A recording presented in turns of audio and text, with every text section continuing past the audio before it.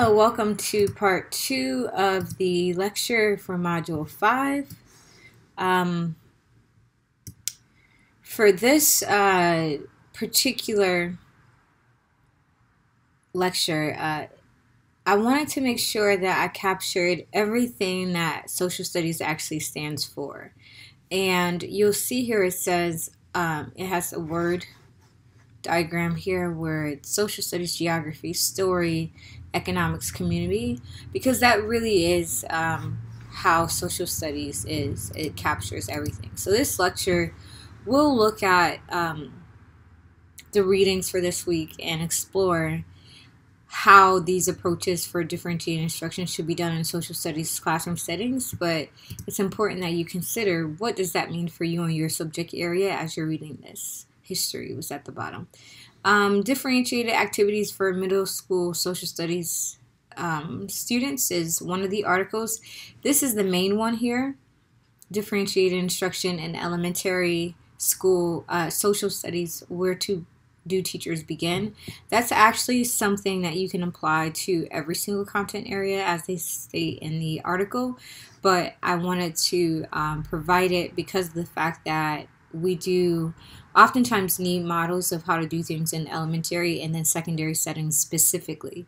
The first one is for middle school, but it is a blog. I couldn't really find an open access article that broke it down the way that the elementary one, but I think the elementary one does a great job as well. Here are the articles. So here's the first one, and you'll see at the bottom it's fairly short, but it has examples. I like the tiered learning experiences with the work cards. Those are super cool. And then the other one literally is a page within a pages of many pages. So be careful what you click on because it'll lead you somewhere else. However, the essential aspects of these categories that they discuss, I summarized in the lecture, but they could be useful for you later on. Okay, so to begin, they automatically start off by summarizing differentiated instruction, and we're going straight into the models or the approaches that they suggest because honestly, a lot of us already know that definition and embody it in everything that we do. So for the first one, it says the 5 practical and easy to implement strategies can help teachers of the social studies to meet the needs of all students while also allowing learners to experience the benefits of a democratic classroom. So because within social studies you're exploring all of these different elements that are outlined here, you have to ensure that the content allows itself to be open to the multiple perspectives in a democratic method, meaning that everyone is able to have a say and have their own opinion as long as they're respectful to the degree that you have established. Then every single perspective should be able to be voiced. So in this chapter, they say the differentiated learning activities presented here are designed for students in grades 3 through 5, but can be adapted for other grades. So all the principles that they suggest can be applied and implemented within other settings. I'm hoping that will be the case because you'll have an opportunity to try it. And so will I. Actually liked a lot of these. So this one here was the one that caught my eye the most, the big paper building a silent conversation.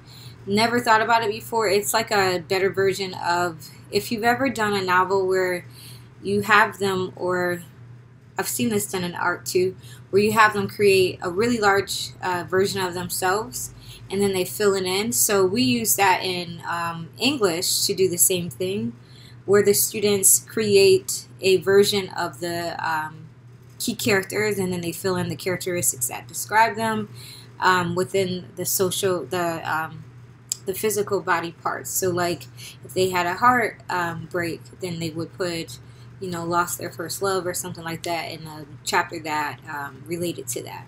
So I've seen this kind of sort of done, but this is a different version of it. The big paper strategy helps students use writing and silence to explore significant topics and issues by providing time to think deeply and consider the views of others. So each group is provided a sheet of poster paper. Then from that poster paper, So you'd already have to have the groups in place, and they'd have to be groups that were buying into the silence part. And then after that, 15 minutes of silent conversation by making written comments about the issues in the book and asking questions of each other. So it's not a verbal kind of thing, which could be something that attracts students who, based on their learning styles, they do not like to verbally express themselves. So this would be an awesome modification if you're looking for something like that. And then they participate in a gallery walk. So after everything is done, it's put up, and then the students get to walk and explore what other people have written. And then the wrap-up is the big discussion. And I would even say the exit ticket would be maybe a summary of one of those different strategies that were presented with the body and all the things that are required for the big paper building activity. I like the idea of identity charts as well.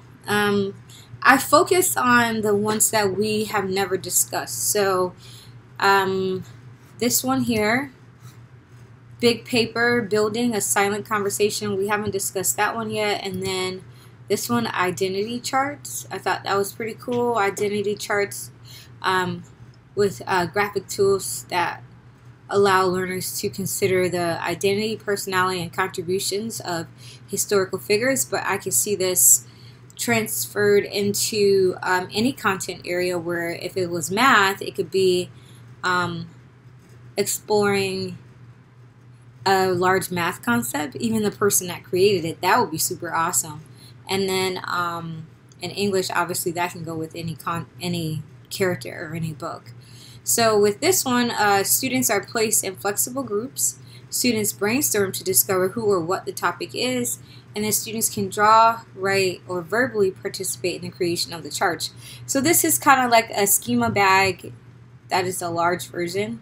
And I think it could be very useful, especially if you use it in a certain way. The other ones that were mentioned in the article, we've already discussed those at some point throughout the course. So I'm not going to go over them now. The final article, differentiated activities for middle school social studies students.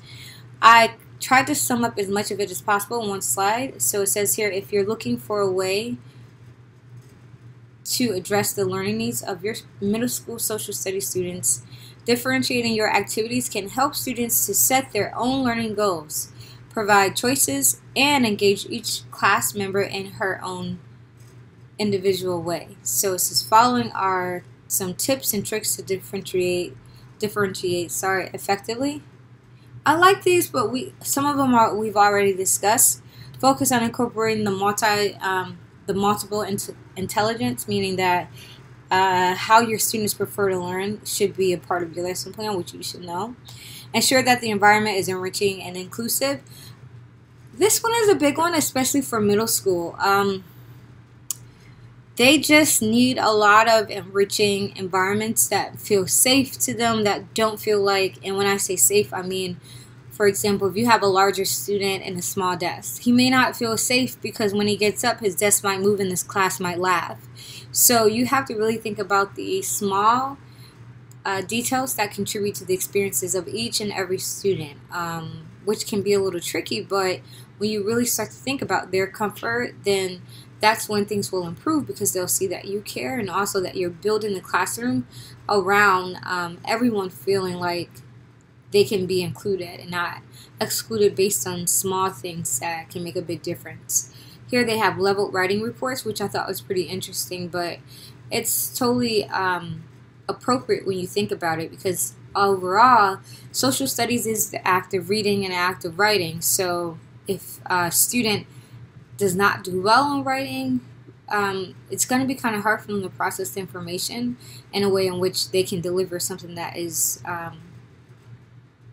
efficient. So it's up to you. I would say one of the videos here, the social studies team partnered with the English team, and then they made units that complemented each other and helped each other out. The last thing they recommended was student-centered activities as the core of the lesson, which most of you should already know by now, but it means trying things like role-playing, sketches, anything that the students prefer that is obviously abiding by school rules, you can integrate into it in a differentiated style. So part 2, let me just caution you, or should I say part 3. The first video is rather long, but it is great because it summarizes everything I said and everything the article said. So sorry in advance, but it's some great information. She starts off with describing and summarizing differentiation overall, and then she gets into the examples for her class, and this is where it becomes relevant to the topic area. The last one I thought was pretty awesome. It shows inquiry stations, which I'm thinking about using myself because it was pretty awesome, and I thought it was a good tool. So after you're done reading these, go ahead and go into, or viewing these, go ahead and go into the assignments for this week. They will not take a long time if you do the reading. They will take an extremely long time if you don't do the reading and you're behind. Please let me know how I can assist you. And I really hope you have a fantastic start to your school year. We will all be in the classroom together, and it should be very interesting. Okay, well, have a great and fantastic rest of your weekend. And I look forward to reading your next assignments.